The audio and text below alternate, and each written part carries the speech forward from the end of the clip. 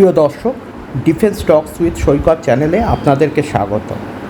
আমাদের চ্যানেল ক্রমশ বিদেশি সমালোচক ও বিদেশি ইউটিউবারদের এক অন্যতম আলোচনার বিষয়বস্তু হয়ে উঠেছে। তার জন্য আমাদের দর্শকদের আমি হার্দিকভাবে ধন্যবাদ জানাই।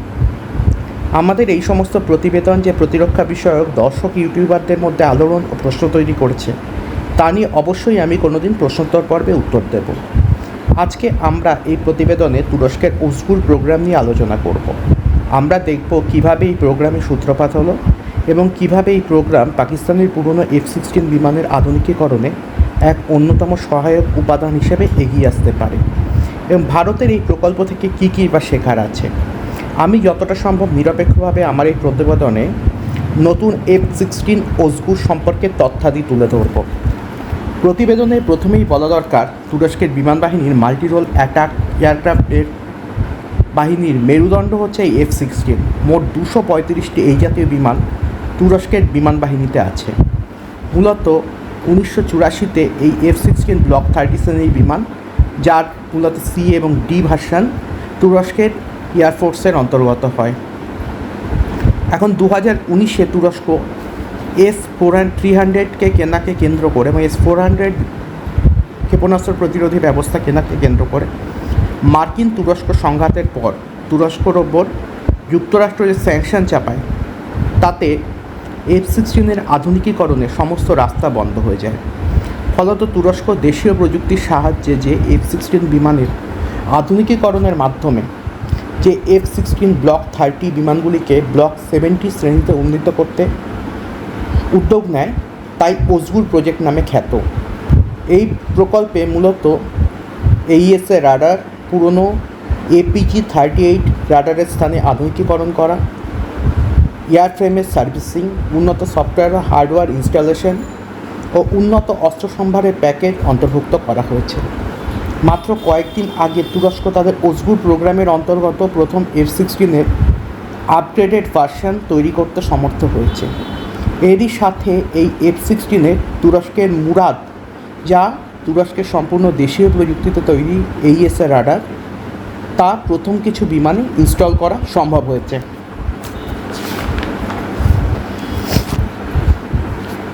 এই মুরাদ AES রাডার সহ প্রথম F-16-এর উড়ান সমাপ্ত হয়েছে।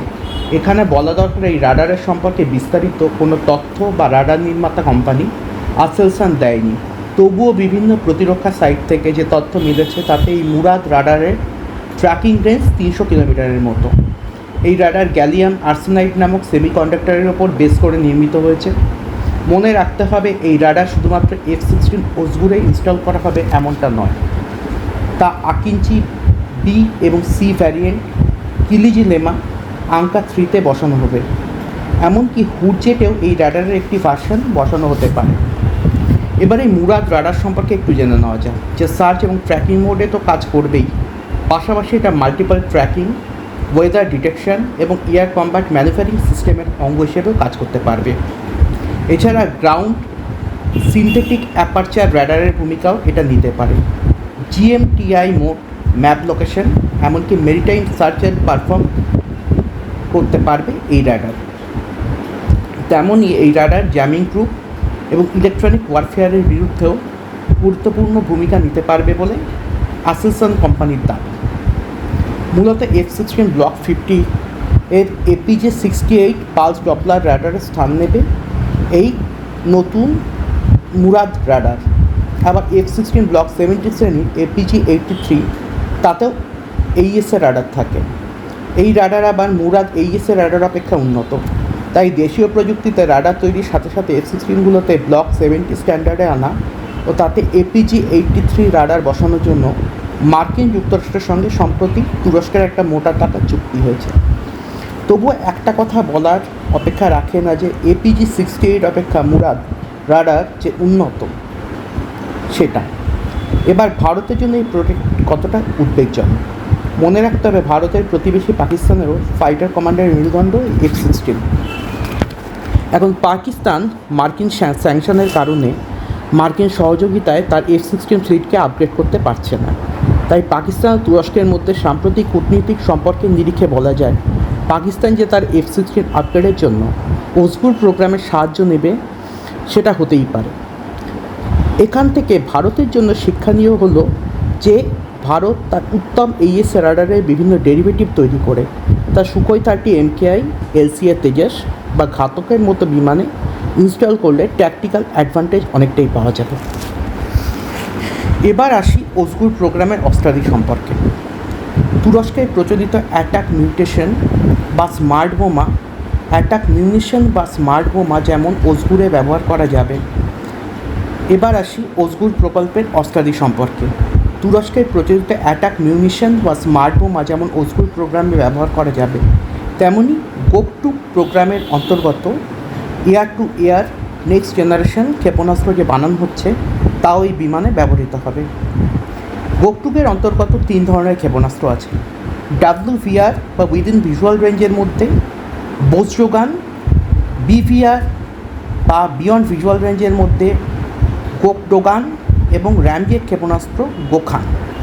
এর মধ্যে বজ্রগান যা close range air two air missile যা AIM-9 এর সঙ্গে তুলনীয়। গোকডোগান যা AIM-25C এর সাথে তুলনীয়, তার রেঞ্জ প্রায় 100 কিলোমিটারের মতো। এবার আসি গোখান ক্ষেপণাস্ত্র প্রসঙ্গে। এখনও পর্যন্ত এর 100-র মতো টেস্ট করা হয়েছে।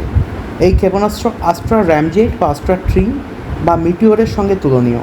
সব মিলিয়ে তুরস্কে আকাশযুদ্ধে ক্রমশ নতুন প্রযুক্তির আধুনিকীকরণ যেমন ভারতের পক্ষে উদ্বেগজনক হয়ে উঠবে, তেমনই তা ভারতকে আধুনিক প্রযুক্তিকে কীভাবে তার প্রতিরক্ষা ব্যবস্থা উন্নতির জন্য ব্যবহার করতে পারে সেখানেও কিছু শিক্ষা দিতে পারে।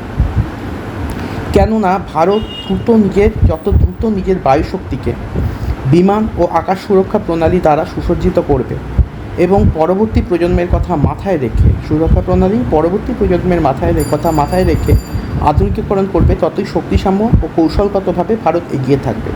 সকলে ভালো থাকবেন। জয় হিন্দ।